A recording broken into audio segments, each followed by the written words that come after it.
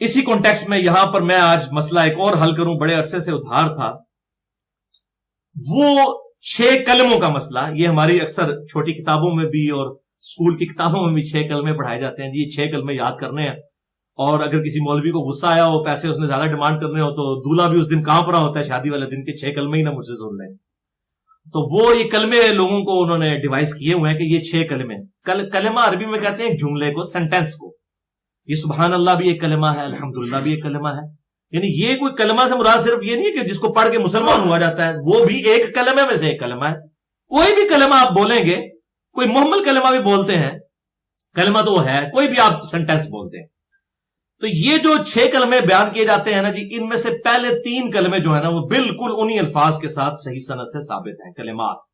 لیکن وہ کلمات سے مراد یہ نہیں کہ وہ 3 کلمے ضرور یاد کر رہے ہیں، وہ اللہ تعالیٰ کے اذکار ہیں، آپ کی کریں. چوتھا بھی تقریباً تھوڑے سے الفاظ کے فرق کے ساتھ ثابت ہے. باقی جو 5واں اور 6ٹھا ہے، یہ ٹوٹلی فیبریکیٹڈ ہے، یہ کہیں پر موجود نہیں ہے، یہ علماء نے خود ڈیوائز کیا ہوا ہے. تو میں آج ان 4 کلمات کے پہلے جو ثابت ہیں وہ ان کا حوالہ دے دیتا ہوں. چونکہ ابھی یہ ذکر ہوا تھا سبحان اللہ، الحمدللہ، لا الہ الا اللہ، اللہ اکبر. یہ تیسرے کلمے کے اندر آتا ہے، جو ہماری یعنی پبلک میں مشہور ہے. آپ اس کو تیسرا کہہ دیں، چاہے آپ اس کو 10واں کہہ دیں، کلمات ہیں وہ، ہم نام کچھ بھی رکھ سکتے ہیں.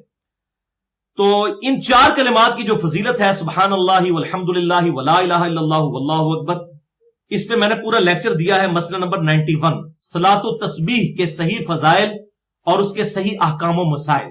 اس میں میں نے اس کلمات کی بڑی فضیلت بتائی ہے. 2 حدیثیں میں وہیں سے بیان کر دیتا ہوں. صحیح مسلم 5601، دونوں صحیح مسلم سے، کہ آپ صلی اللہ علیہ وسلم نے فرمایا اللہ تعالیٰ کے نزدیک محبوب ترین کلمات 4 ہیں، سبحان اللہ والحمدللہ ولا الہ الا اللہ واللہ اکبر. اب یہ دیکھیں تسبیحات فاطمہ جو ہم نماز کے بعد پڑھتے ہیں، اس میں بھی یہ کلمات آتے ہیں، سبحان اللہ، الحمدللہ اور اللہ اکبر.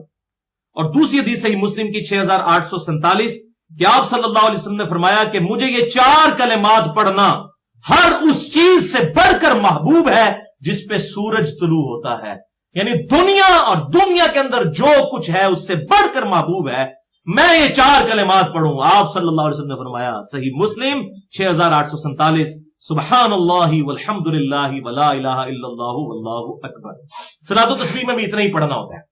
لیکن جو تیسرا کلمہ ہے اس میں تو آگے بھی چلتا ہے، تو اس کا آپ حوالہ سن لیں. صحیح بخاری میں انٹرنیشنل نمبر کے مطابق 1154 نمبر حدیث ہے، اور سنن ابن ماجہ میں 3878 نمبر، کہ آپ صلی اللہ علیہ وسلم نے فرمایا، آپ کا یہ اپنا ذکر بھی تھا، اور رات کے وقت آپ نے فرمایا کہ جو شخص رات کے وقت اس کی آنکھ کھلے کسی بھی وقت اور وہ پڑھ لے، یہ سن لے کیا پڑھنا ہے، بڑا خاص وظیفہ ہے.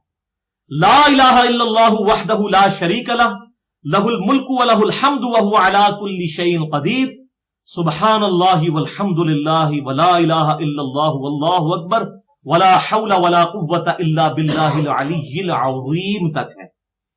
اس کے بعد پڑھے اللہم اغفر لی، اللہم اغفر لی، تو اللہ تعالیٰ اس کی دعا کو قبول کر لے. الحمدللہ. تو یہ کاش یہ تیسرا کلمہ پورے یہی والا بنا دیتے نا جو آیا صحیح بخاری کے اندر، اور سنن ابن ماجہ کا میں نے حوالہ دیا، تو کیا ہی اچھا ہوتا اس پورے کو، تو لوگوں کو یاد بھی ہوتا، رات کو اٹھ کے پڑھ بھی لیتا. تو بہرحال یہ الفاظ اس کے اندر موجود ہیں. اچھا، اسی طریقے سے یہ تو تیسرا کلمہ ہو گیا نا، چونکہ اس حوالے سے بات ہوئی تھی. دوسرا کلمہ جو ہے، جو ہمیں کہا جاتا ہے، اور اسلام کے وقت اسلام قبول کرتے وقت یہ شہادت، کلمہ شہادت بھی پڑھا جاتا ہے، یہ صحیح مسلم میں موجود ہے. 553 نمبر حدیث، کہ جو شخص وضو کرنے کے بعد یہ کلمات پڑھ لے تو اللہ تعالیٰ اس کے لیے جنت کے 8 دروازے کھول دیتا ہے.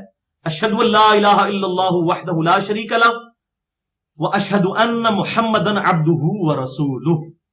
یہ ہے دوسرا کلمہ، تو یہ بھی صحیح مسلم سے الحمدللہ ثابت ہو گیا. اچھا، اب رہ گیا جناب چوتھا کلمہ. پہلے میں بعد میں آتا ہوں نا، کیونکہ پہلے کلمے کو بڑا جھگڑا، کہتے ہیں پہلا کلمہ ہی کوئی نہیں ثابت، ساڈے بزرگاں نے دسیا ہے. میں ثابت کرنا تواڈے بزرگاں نو انشاءاللہ تعالیٰ اگر زندہ ہوندے تے آج انہوں نے پتہ لگ جاتا کہ جی انہوں نے کتاباں پڑھی ہوندی ہیں تو انہوں نے پتا ہوتا کہ یہ کلمہ موجود ہے. تو پہلا کلمہ اینڈ پہ رکھا ہوا ہے میں نے. چوتھا کلمہ جو ہے لا الہ الا اللہ وحدہ لا شریک لہ، لہ الملک ولہ الحمد وہو علی کل شیء قدیر. اس کے ساتھ وہ باقی بھی ملاتے ہیں، بیدہ الخیر یحیی و یمیت وہو حی لا یموت ابدا ابدا ذو الجلال والاکرام. یہ باقی الفاظ بھی ملائے ہوئے ہیں، وہ ثابت نہیں ہے. جو ثابت ہے وہ میں آپ کو بتا دیتا ہوں، میں نے پچھلی دفعہ بھی بتایا تھا.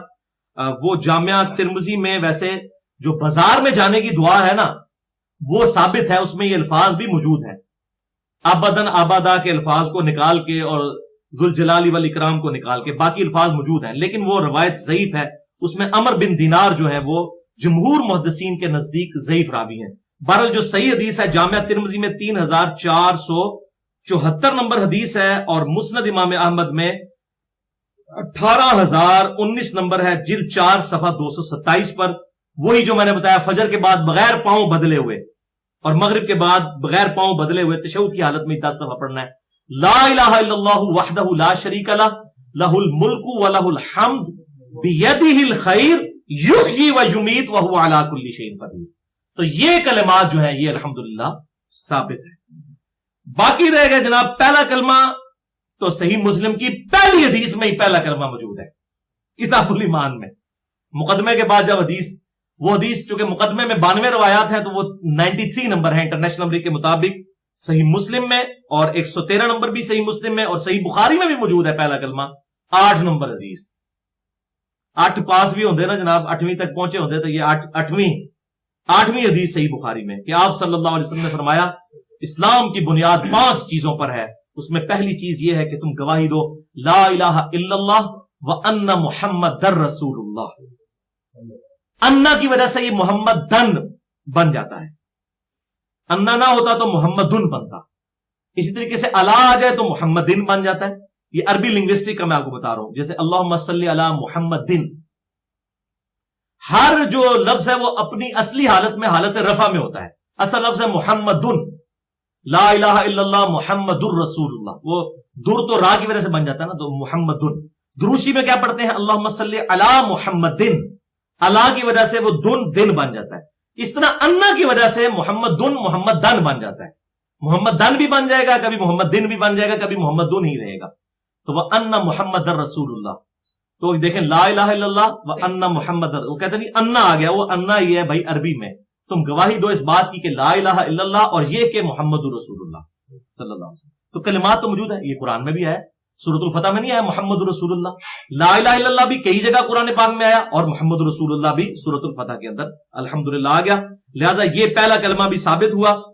تو یہ 4 کلمات جو ہیں جو ہمارے پبلک میں مشہور ہیں وہ ثابت ہیں، نکاح کی کوئی شرط نہیں ہے، کسی کو اگر وہ اردو میں بھی کہہ دینا میں اللہ کو ایک مانتا ہوں، نبی صلی اللہ علیہ وسلم میرے پیغمبر ہیں اور آخری نبی ہیں خاتم النبیین، اردو میں بھی کہہ دے انگریزی میں مسلمان ہو جائے گا، عربی میں کہنا کوئی ضروری نہیں ہے، نہ کوئی نکاح کی یہ شرط ہے کہ آپ اس وقت پہ یہ سنے جائیں اس حوالے سے۔